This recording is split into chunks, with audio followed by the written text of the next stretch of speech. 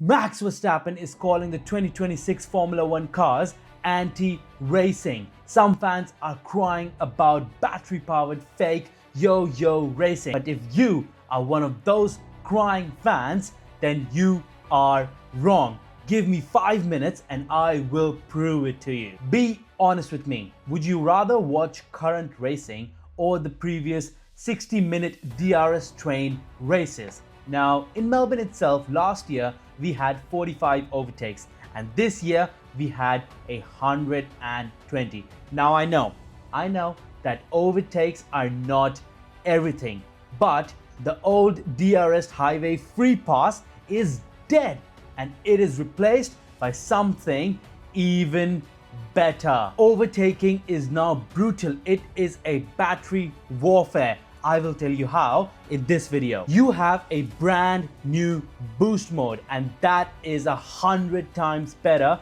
than DRS. I will tell you how in this video. People are complaining about the yo-yoing. This is caused by the battery being drained, and then you are a sitting duck waiting to be overtaken.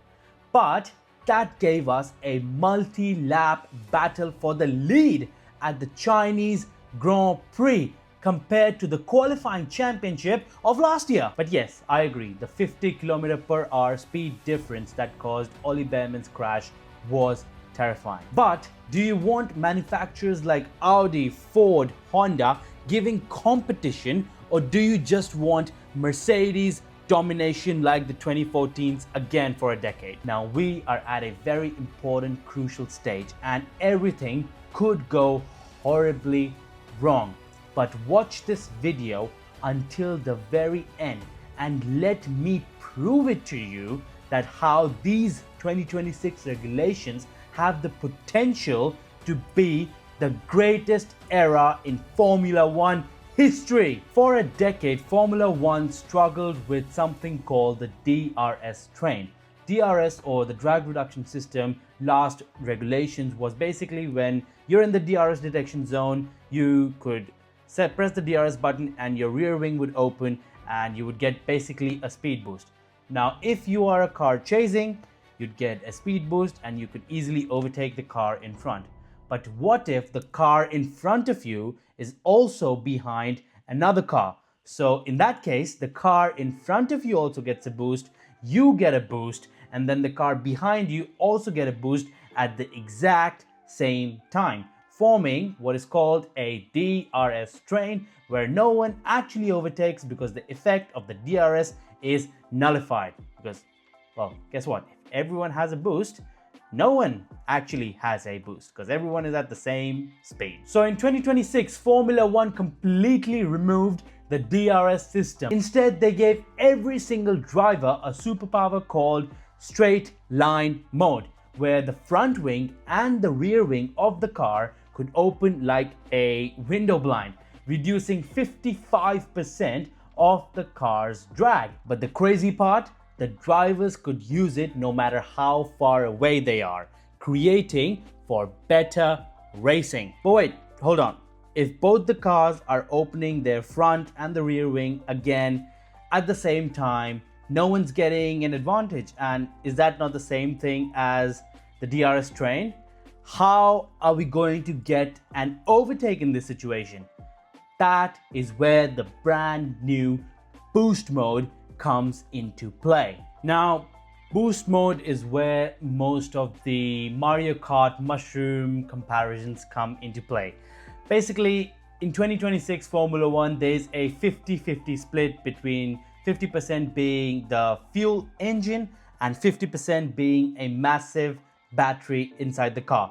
Now, I'm not going to bore you with the exact megajoule details. You can watch any analysis channel out there for that, but I'm going to explain this to you in basic, plain, simple English. Imagine that every driver is given a bank account and they have to stick to a certain budget for every lap. They can't go outside the bank account, strict budget. But if you are 1 second behind a car in front, the system gives you a credit card, and now you can spend more than you were previously allowed to, or basically you can use more energy than you were allowed to in a lap, so that you can bridge that gap and you can overtake the car in front, hence the boost mode. And now you might be thinking that, Funline, how is this any different to DRS? The car in behind gets a speed boost and then it's a free pass again. How is this any different? And you would be right to ask me that question, so let me explain. Let me go back to the bank account analogy. You've used the credit card to get that overtake done. So you've used the extra energy from the boost mode and you've got the overtake done. Well done, good job. But you've maxed out the credit card using the same bank account. So there's no money left in your bank account. So you've used the extra energy from the boost mode, but you now have no energy left in your battery. So you've used more, but there's nothing left. So that means that you are now a sitting duck ready to be overtaken because you have no battery left, creating this yo-yo effect. This isn't the, oh, press the button, your rear wing opens, it's a free pass, I have the speed, you don't, bye-bye. It is strategic resource management. It takes high IQ, it takes patience, and contrary to popular belief, I personally think that it takes a lot of skill to time a perfect overtake to make sure that you are not overtaken immediately after again. And the best part, because these are new, smaller and lighter cars, you can now have battles in the corners instead of just the straights. There are now amazing overtakes on the corners as we saw in China and Japan, and this is thanks to the new regulation set. Let me give you a reminder, a short view back in the past. Last year, the cars purposefully built a gap from the car in front to avoid the dirty air because that affected their tires and they just didn't want to be close following the cars. If you were leading the race on lap 1, then you practically have won the race. It was the qualifying championship. Would you rather watch lap 1, fall asleep until the pit stops, then watch the pit stops, fall asleep again and wait for the end of the race? No, like I don't want to do that.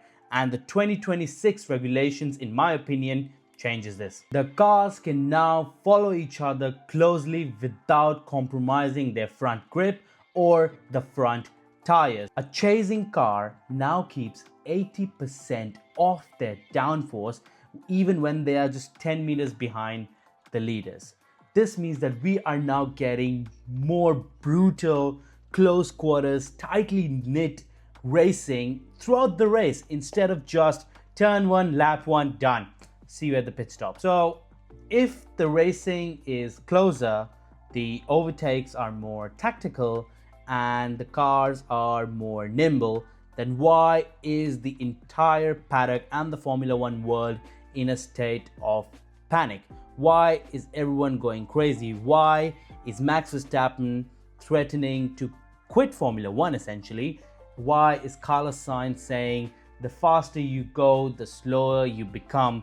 I mean, surely they are the professional drivers. I'm just a guy sitting here in front of a camera talking. Surely they are the experts, right? And you know what? I actually agree with them. There is one thing about these regulations that I absolutely hate, and it frustrates me to the core seeing it, and it has ruined race weekends for me. If I could change this one thing, I would change it tomorrow. Imagine that you are driving down the straight 330 kilometers per hour. Your foot is absolutely pinned to the floor and you want to go as fast as possible. But because your battery is drained, suddenly your car's computer starts to panic and it turns your electric motor into a generator that harvests energy.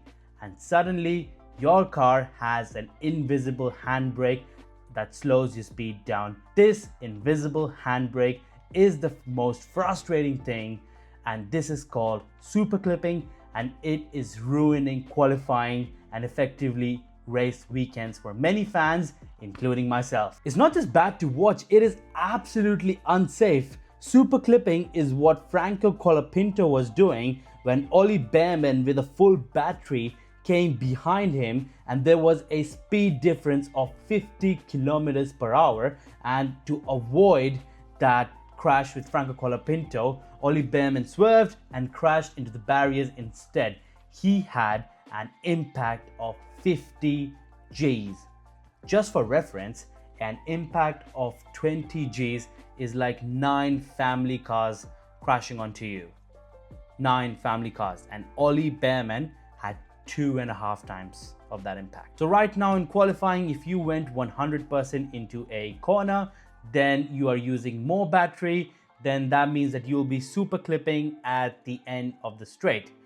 Which is why Carlos Sainz said, the more you push, the slower you go. But before you type in the comments how wrong I am and how bad the 2026 cars are, I still stand my ground. I think that there are some minor tweaks that need to happen, but the 2026 chassis is amazing. I think the active aero is phenomenal, and I think that it shouldn't just be restricted to the straight mode. I think use active aero wherever you want in the lap, and creating some sort of, again, differences, one driver using it, one driver not using it. But I think that it is a phenomenal concept, and yeah, as I said, chassis are great for following. A former F1 race engineer, Toni Cuquerella, had a solution. He suggested that if the FIA just reduced the maximum energy deployed by the electrical engine by I think 15-20%, then the drivers would not have to slow down. By the end of the straight, they can push 100% in qualifying again, and the invisible handbrake goes away. As I said, the 2026 regulations are good. They even have the potential of being the best, but they just need a few minor tweaks. Make sure you follow us, because we are publishing a new video on this channel about Formula 1 every single day.